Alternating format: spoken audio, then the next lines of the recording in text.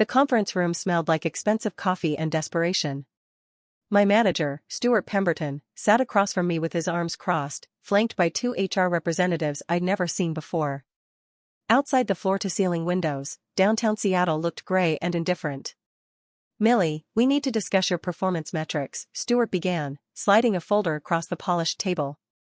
"Specifically, your client retention approach."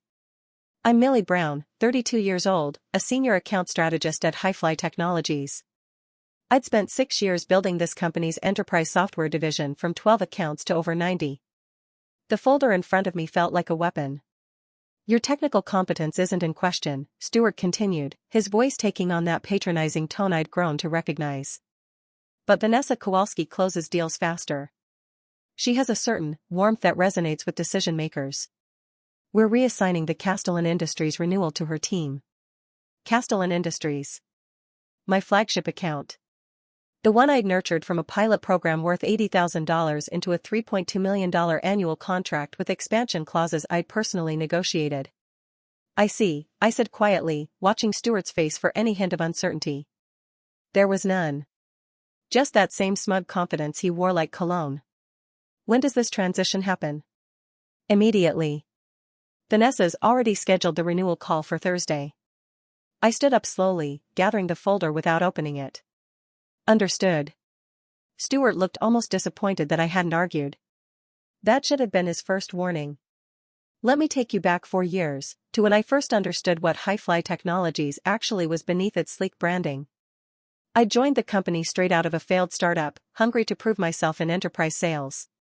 The technology sector in Seattle was unforgiving, and I'd watched too many talented people burn out chasing venture capital fairy tales. Highfly seemed different, stable, growing, with actual revenue from actual customers. My first major account was Castellan Industries, a manufacturing conglomerate based in Phoenix. The initial contact came through a cold call I'd made to their operations director, a thoughtful woman named Helena Vasquez. Most salespeople would have pushed for a quick close. I spent 3 months learning their production workflow before I even mentioned pricing. Helena appreciated that. "You're the first vendor who asked about our actual problems instead of showing me a slideshow," she told me during our 4th meeting. That began a pattern. I didn't just sell software, I embedded myself in understanding how these companies actually functioned. I spent weeks on factory floors, in distribution centers, sitting through budget meetings that had nothing to do with my commission. I took night courses in supply chain management and industrial logistics. My colleagues thought I was obsessive. Helena thought I was irreplaceable. Meanwhile, Stuart climbed the management ladder through a different strategy. He was charming in that effortless way some people have, always ready with sports analogies and confident handshakes. He joined Highfly 2 years after me, made manager within 18 months, and immediately began taking credit for deals his team closed. Vanessa Kowalski was his star pupil, charismatic, quick-witted, phenomenal in the 30-minute pitch meeting. She could make a boardroom laugh and nod along to implementation timelines that I knew were functionally impossible. But she closed contracts, and that made her valuable. The cultural split at Highfly became obvious during our quarterly meetings. Stuart's team celebrated fast wins and aggressive upselling. My approach, longer sales cycles, sustainable growth, actual customer success, looked inefficient by comparison on a spreadsheet. "You're leaving money on the table, Millie," Stuart told me once at a company happy hour, whiskey loosening his tongue. "These clients would buy more if you pushed harder." "They'd also churn within 18 months, I replied. "My renewal rate is 94%. How's yours?" He'd smiled tightly and changed the subject. But Helena Vasquez noticed everything. She'd risen from floor supervisor to operations director to VP of strategic initiatives over 15 years at Castellan. She understood the difference between a vendor and a partner. Our meetings evolved beyond business. We'd have coffee at her Phoenix office, discussing everything from supply chain philosophy to the challenge of building trust in corporate environments. She'd lost her husband years earlier and poured herself into her work. I'd watched my parents' small business collapse during the 2008 recession. We both understood what it meant to value substance over flash. "Millie, can I tell you something?" Helena asked during one of our quarterly reviews, about 2 years into our relationship. We were sitting in her corner office, watching the desert sunset paint the sky orange. "Of course." Castellan's board has been pressuring me to consolidate vendors, cut costs, streamline operations. She paused, choosing her words carefully. I've been defending Highfly because I trust you. Not your company, you specifically. Do you understand the distinction? I did. What do you need from me? Honesty. Always. If your company changes direction, if the service quality drops, if someone tries to squeeze us for margins you can't actually deliver, I need you to tell me directly. Not through account management scripts or corporate messaging. Direct truth. You have my word. She nodded slowly. Then we'll keep growing together. That conversation became the foundation for something neither of us explicitly named but both understood. Helena began introducing me to other executives in the Castellan network. She brought me into strategic planning sessions that vendors normally never saw. When Castellan expanded into 2 new facilities, I was consulted before the construction was finalized. In return, I protected her. When Highfly's product team pushed a buggy software update, I convinced them to delay rollout for enterprise clients. When pricing structures shifted, I made sure Castellan's contract terms were grandfathered appropriately. I wasn't just selling software anymore, I was managing a relationship that had become genuinely important to both companies. But I was also documenting everything. Every email, every meeting note, every technical specification, every promise made and kept. Old habits from watching my parents lose their business because they couldn't prove verbal agreements. I kept meticulous records of who said what, when, and why. Helena did the same. Corporate memory is short, she told me once. Paper trails matter. Stewart's reassignment decision came during a particularly sensitive moment. Castellan was evaluating a major expansion of their Highfly contract, potentially doubling their annual spend to over $6 million. But this required careful negotiation around implementation timelines, training protocols, and system integration with their manufacturing equipment. Helena had explicitly told me she wanted to finalize terms during the upcoming renewal call. The expansion clause was structured to reward long-term partnership, not aggressive upselling. It required understanding Castellan's 5-year strategic plan and how our software supported their operational philosophy. Vanessa knew none of this context. She'd never visited a Castellan facility, never sat through their planning meetings, never understood that Helena valued patient collaboration over flashy pitches. I walked out of Stewart's conference room and went directly to my desk. I didn't clean it out dramatically or send emotional emails. I simply opened my secure files and began a careful review of 6 years of documentation. Then I called Helena. Millie, good timing, she answered. I was just reviewing the expansion proposal you sent last month. Thursday's call should be straightforward if. Helena, I need to tell you something, and I need you to listen carefully. My tone stopped her. Go ahead. Highfly is removing me from your account. Effective immediately. They're assigning someone named Vanessa Kowalski to handle Thursday's renewal call. Silence stretched for 5 long seconds. Why? Helena's voice had gone very flat. According to my manager, she builds rapport faster than I do. He said it during the meeting where they informed me. Those were his exact words. Another pause. Does this Vanessa Kowalski understand our operations? She's never visited any Castellan facility. She doesn't know your expansion timeline, your integration requirements, or the specific contract terms we've been negotiating for 8 months. I see. Helena's tone reminded me of Winter Steel. And you're telling me this because you asked me to always be honest. You specifically said if my company's direction changed, you needed direct truth. This is that truth. I appreciate your integrity, Millie. Give me 24 hours. She hung up without saying goodbye.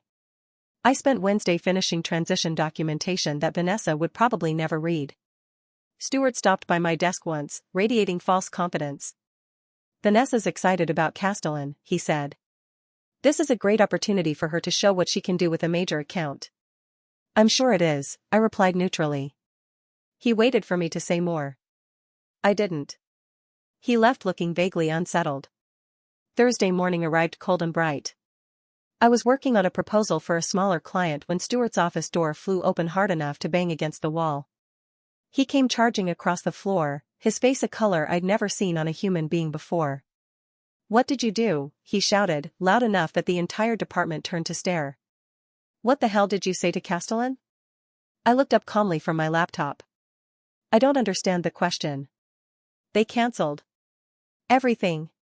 The renewal, the expansion, the entire contract. Helena Vasquez sent a termination notice this morning citing breach of partnership terms, and she specifically requested that any future communication go through you and only you, except you're off the account." His hands were shaking. $6 million, Millie. "What did you tell her?" "The truth," I said simply. "She asked me about the account transition. I explained it. You sabotaged this company.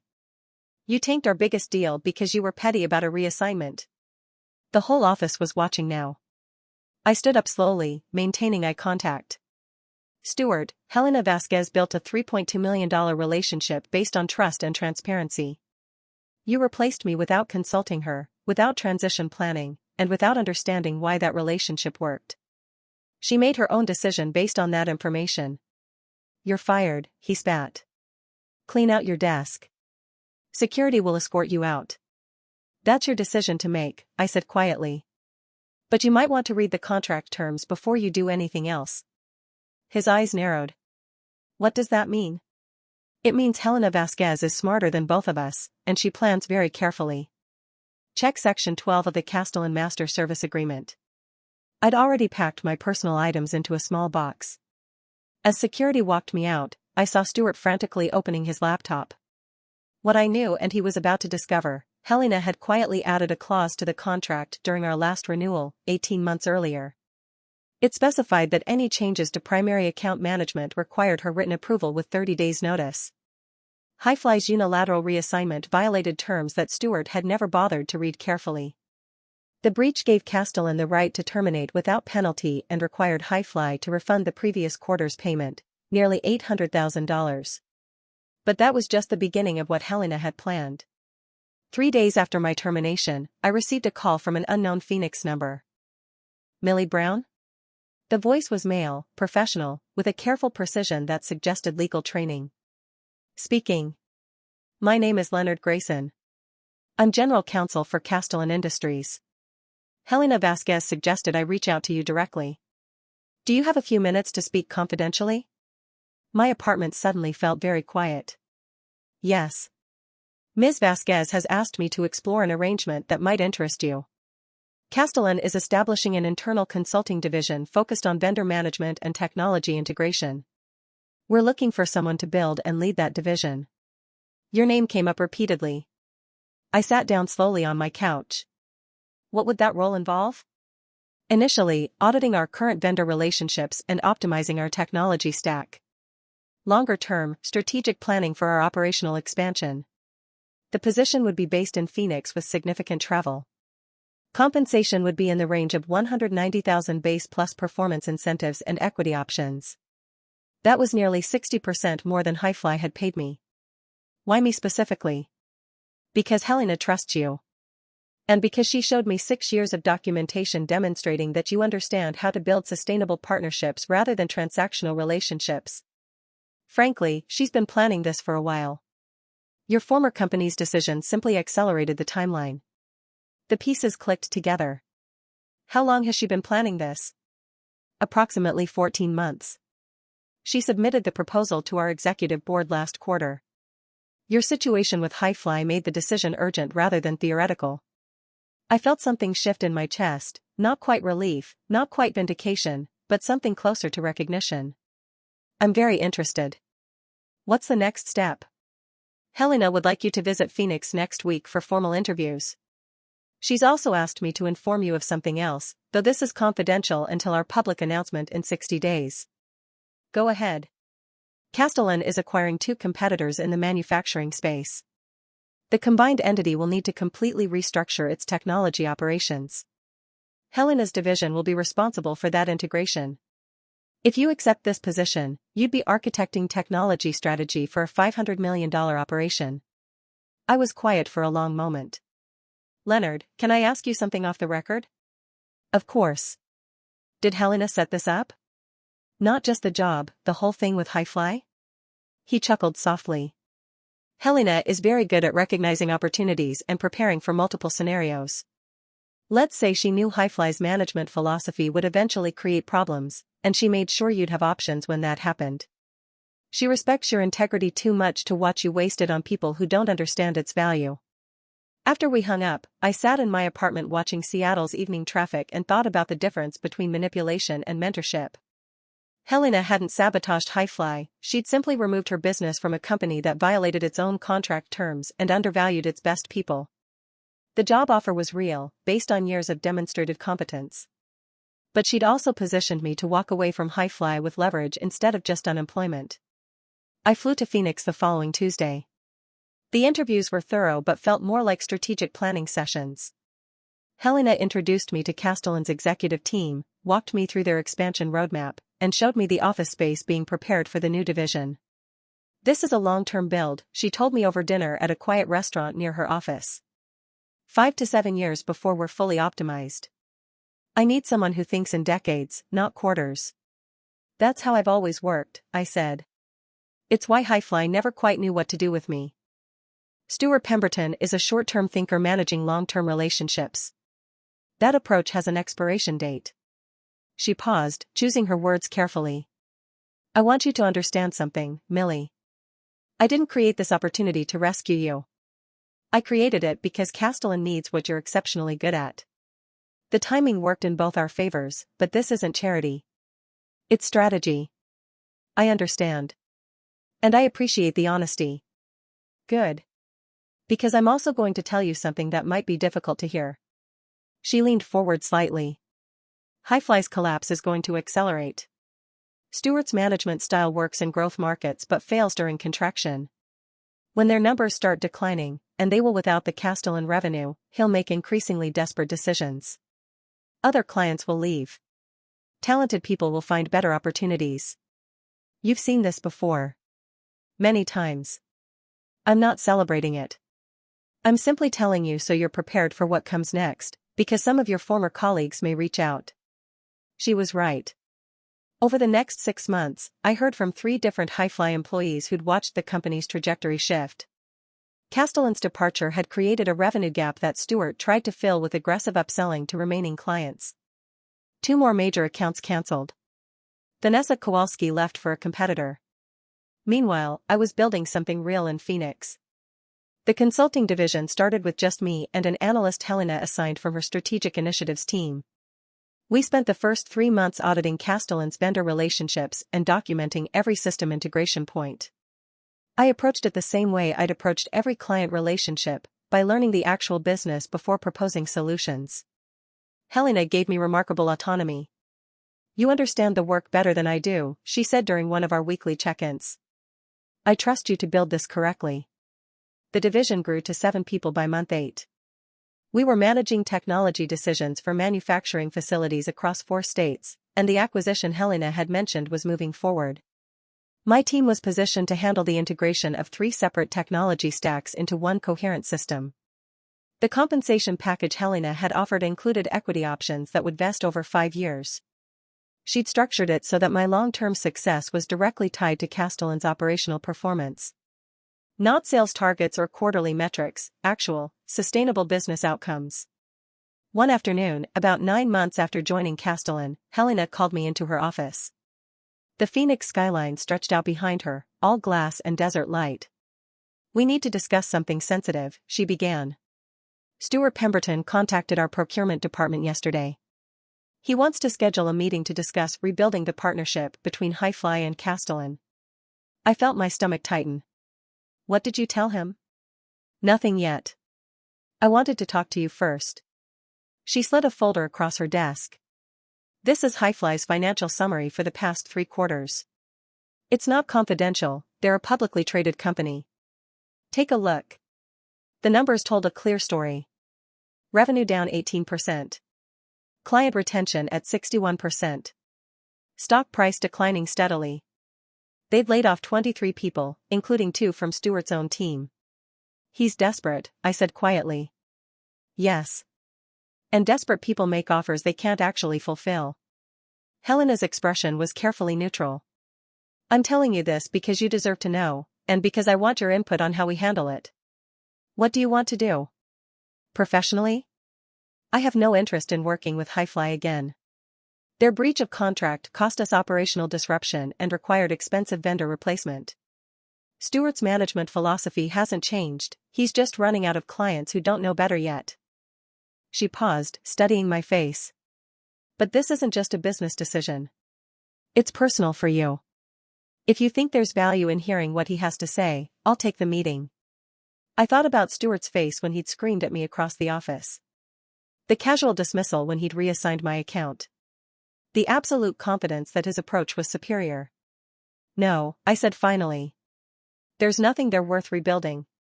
He had years to learn how to value sustainable relationships. He chose differently every time. Helena nodded slowly. Then I'll send a polite decline. But Millie, there's something else you should know. She pulled out another document, this one marked confidential. Castellan's acquisition is closing in 6 weeks. The combined technology budget will be approximately $40 million annually. The board has approved expanding your division to 25 people over the next 18 months. You'll be managing vendor relationships that represent nearly a third of our operational spending. The numbers were staggering.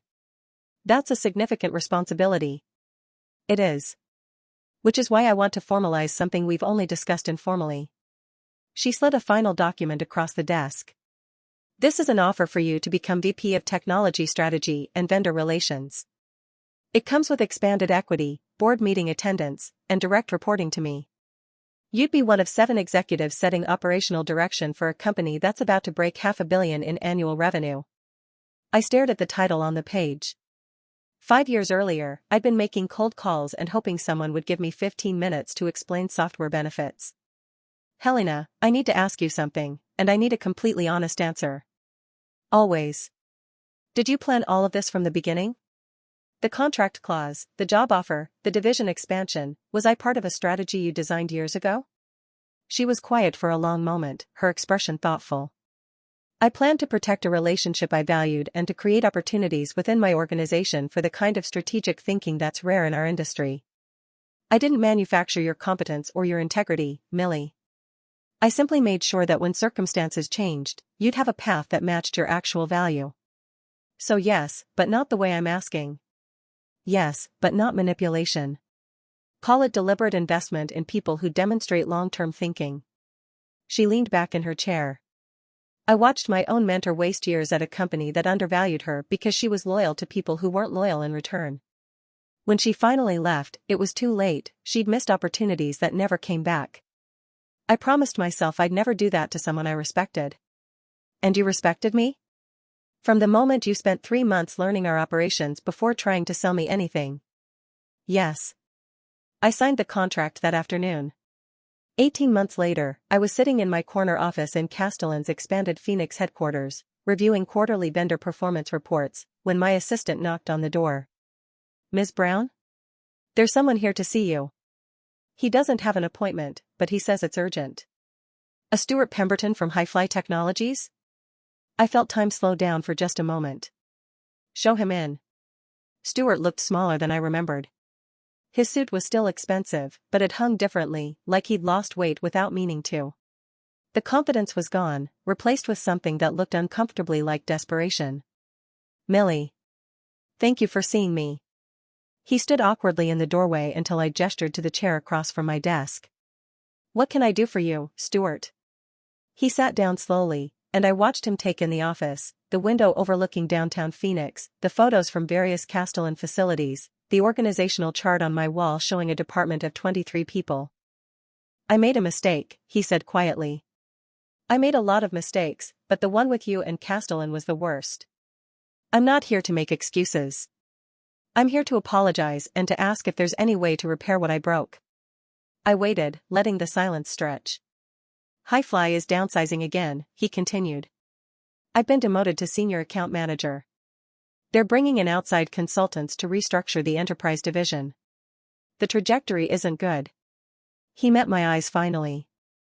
I keep thinking about what you said, that your renewal rate was 94%. Mine never got above 70. I thought I was being strategic. I was just being short-sighted. Stewart, I appreciate you coming here. I do. But I'm not sure what you're asking for. Advice, I guess. Or perspective. You built something that lasted. I built something that's collapsing. I don't understand where I went wrong. I thought about dismissing him with corporate pleasantries. But Helena's voice echoed in my mind, the value of honest feedback, even when it's difficult. You optimized for metrics that felt impressive but didn't measure what actually mattered, I said carefully. Fast closes, aggressive upsells, quarterly targets. Those things generate revenue reports that look good in meetings. But they don't build relationships that survive pressure. So I should have done what you did. No. You should have understood why I did what I did. It wasn't a personality difference or a style choice. It was a fundamental question about whether we were selling products or building partnerships. You chose transactions. I chose relationships. Both approaches have costs and benefits. You're experiencing the costs now. He nodded slowly, looking older than his 41 years. Is there anything I can do at this point? Professionally? Start over somewhere that aligns with long-term thinking. Find a company that rewards customer success over quarterly sales metrics. Learn to value substance over flash. I paused. Personally? Figure out why you need to learn this lesson in the first place. Because there were a lot of people at Highfly who tried to tell you this, and you didn't listen until the consequences were unavoidable. You're right. He stood up slowly. Thank you for your time, Millie. And congratulations on everything you've built here. You earned it. After he left, I sat quietly in my office watching the desert sunset paint the sky in shades of copper and gold. Helena knocked and entered without waiting for permission, a privilege of mentorship and friendship. I heard Stewart Pemberton was here, she said, settling into the chair he'd vacated. How did it go? Honestly? Sad. He looks like someone who finally understood the cost of his choices. Do you feel vindicated? I considered that carefully. No. Vindication suggests I was trying to prove something. I was just trying to build things that lasted. He was collateral damage from his own philosophy, not from any revenge I planned. That's a mature perspective. Helena smiled slightly. Though I will note that my careful contract structuring and strategic job offer weren't exactly passive either. No, they weren't. But you didn't destroy Highfly, you just removed your business from a company that violated its own terms and created opportunities for people who shared your values. That's not revenge. That's alignment. Perhaps. She stood, moving to the window. I've been thinking about legacy lately, Millie. What we leave behind when the work is done. Your division is going to outlive both of us if it's built correctly. That matters more than any single victory. Is that what you were trying to teach me all along? Partially. But mostly I was trying to show you that competence and integrity have compounding value over time. Stewart's approach generated immediate returns that degraded quickly. Yours generated slower returns that strengthened with time. The market eventually corrects for that difference, but you have to survive long enough for the correction to matter. I thought about my parents' failed business, about the years I'd spent learning to document everything and trust cautiously. About Helena's quiet investment in teaching me to think in decades instead of quarters. Thank you, I said simply. For all of it. Thank you for being worth the investment. She headed for the door, then paused. Oh, one more thing. The board approved your proposal for the vendor ethics framework. You'll be presenting it at next month's industry conference. Apparently, people want to hear about sustainable partnership models. After she left, I pulled up the framework document on my screen, 40 pages of methodology for building vendor relationships based on mutual value creation rather than zero-sum negotiation. It was everything I'd learned over 8 years distilled into a teachable system. My phone buzzed with a message from one of my team leads. Another vendor issue resolved through collaborative problem-solving instead of contractual threats. Another relationship strengthened through transparency. I saved my work and closed the laptop. Tomorrow would bring new challenges, new opportunities to demonstrate that long-term thinking produces better outcomes than short-term optimization. But tonight, I'd simply appreciate how far careful work and patient relationships could take someone who refused to confuse activity with progress. The sunset had faded to purple twilight. Phoenix glittered below like a circuit board of possibilities. And somewhere in Seattle, a company was learning the expensive difference between sales and stewardship. I'd already learned that lesson. Now I was teaching it.